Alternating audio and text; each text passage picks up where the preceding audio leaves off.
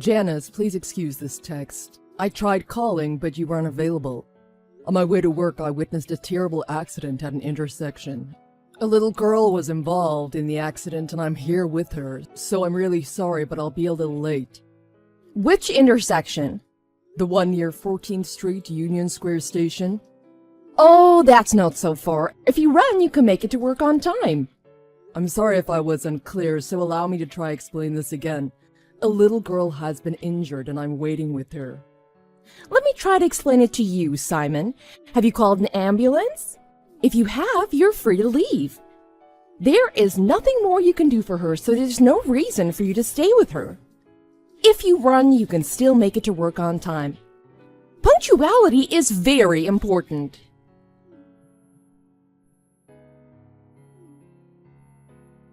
Simon! You're late! When are you coming to work? I'm in the ambulance now. What? Why are you in the ambulance? The little girl's mother is at work and can't come right away. I don't understand. You aren't her parent or even a relative. Why are you accompanying her? What you're doing, it's called hypocrisy. It sounds to me like you just don't want to come to work. I don't care what you think anymore. It's just... I saw a little girl get hit by a car. She's crying and bleeding, and I'm supposed to look the other way and go off to work? I don't want to be that type of heartless person. That's why I'm in the ambulance with her. We'll be at the hospital soon. I will contact you again later. Get out of the ambulance and cab it to work now! You can still make it to the morning meeting. Simon!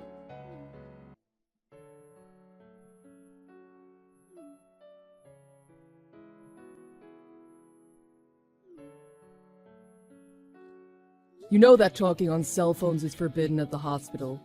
Are you testing me? I am your supervisor. You answer to me. That includes answering my calls wherever you are. It's not like you're a child. You're going to be 30 soon. Grow up! I'm not acting like a child. It's because of my age that I'm acting like a responsible, conscientious adult. Just because you graduated from an Ivy League university, it doesn't give you the right to ignore your superior's orders. I mean, you can't even follow my orders properly half the time. The little girl's mother has just arrived. I'll head to the company then. Sorry for any inconvenience that I may have caused. Even if you head over here now, you won't be here in time for the morning meeting. Think about how your selfish actions have troubled me and your colleagues. I'm going to deduct half a day from your PTO for your tardiness. And the cab fare from the hospital, the company will not cover it, so pay for it yourself.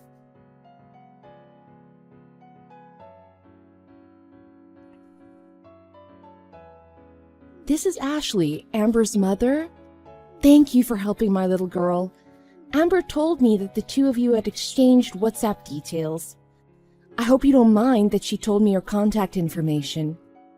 Oh, you didn't need to contact me. I mean, I didn't ask her for her contact details. I'm not that type. Oh, don't worry. I understand. Kids nowadays often exchange WhatsApp details. It's not a big deal to them. And where are you right now? When I came out of Amber's room, you weren't nearby. I would like to thank you in person for all your help. You don't need to thank me. I didn't do anything. I'm fine. Really, there is no need. But you stayed with Amber until she arrived at the hospital. Oh, are you at work? Come to think of it, the accident must have happened on your way to work. I'm really sorry for any inconvenience this has caused you. No. Actually, I'm at the donut shop around the corner eating a jelly donut. Excuse me? My crappy supervisor is going to deduct half a day from my PTOs, so I decided there was no reason I had to rush back to work. Oh no, I'm really sorry. No, don't worry. After I finish my donut, I'm gonna go to Best Buy's and look around. I'll have a nice leisurely lunch, perhaps at a steakhouse, and then go to work.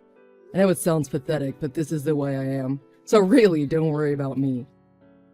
Well, in that case, Amber and I have just left the hospital. Can we please take you out for lunch? Oh, you really don't need to, and you both must be exhausted after what's happened. I've already taken the day off from work and Amber's not going to school today. I just don't have the energy to make something at home, so we decided to eat lunch and then head home. We both really would like to thank you for your kindness. Well, in that case, I gladly accept, thank you. That's wonderful. Shall we all meet at Time Warner Center? I'll make a reservation at the Porter House.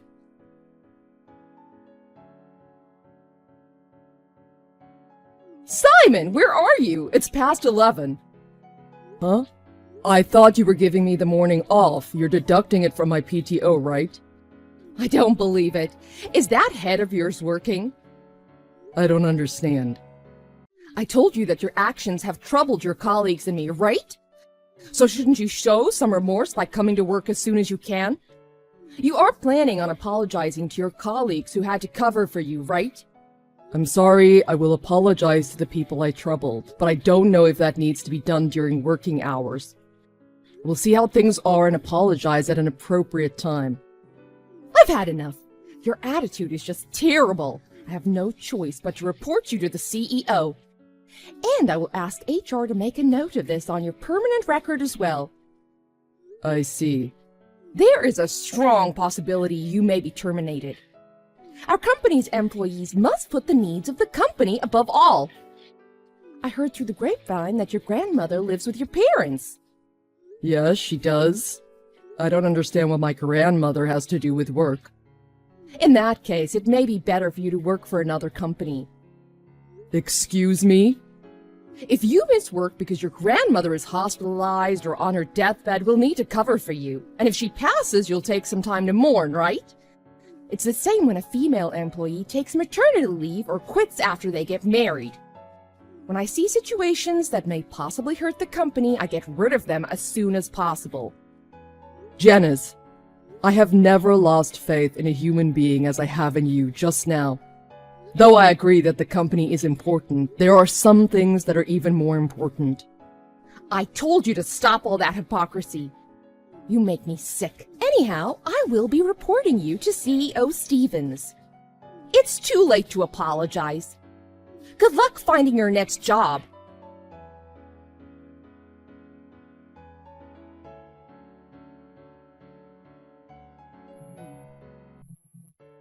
Simon! Please answer your phone. Is something the matter?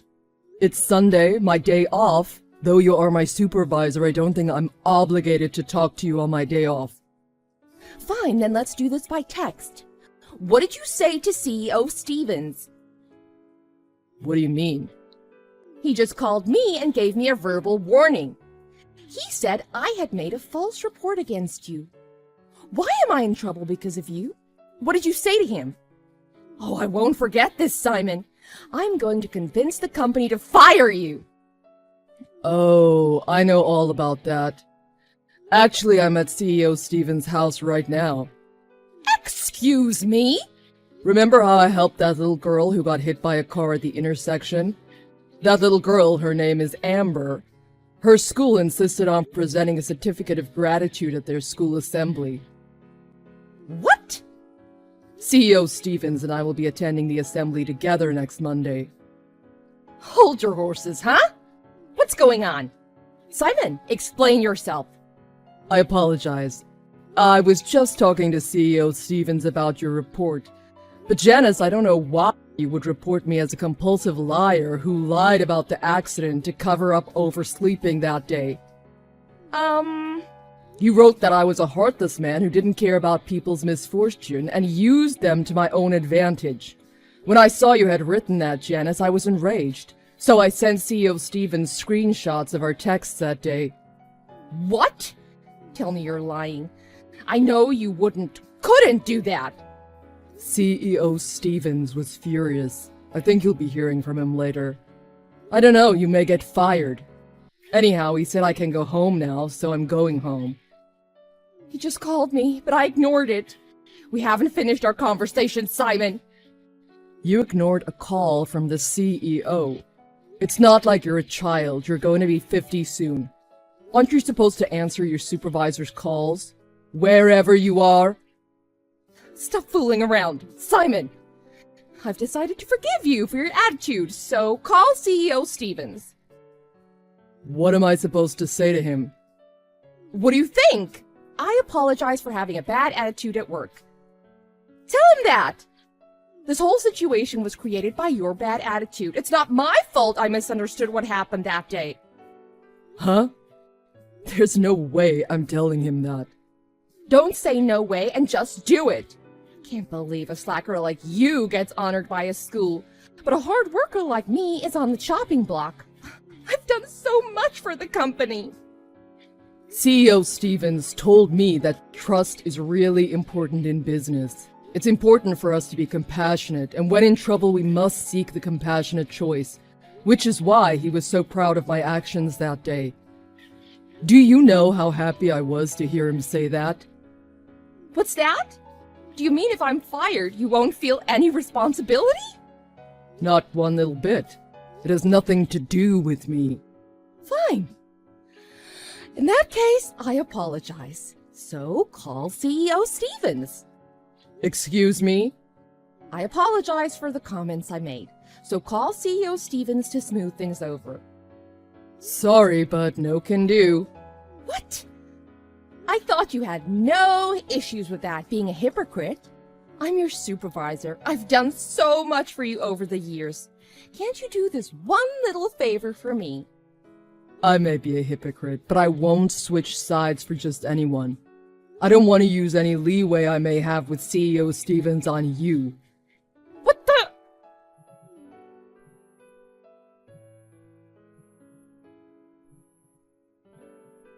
Will you stop this already? It's too late to apologize. Good luck finding your next job.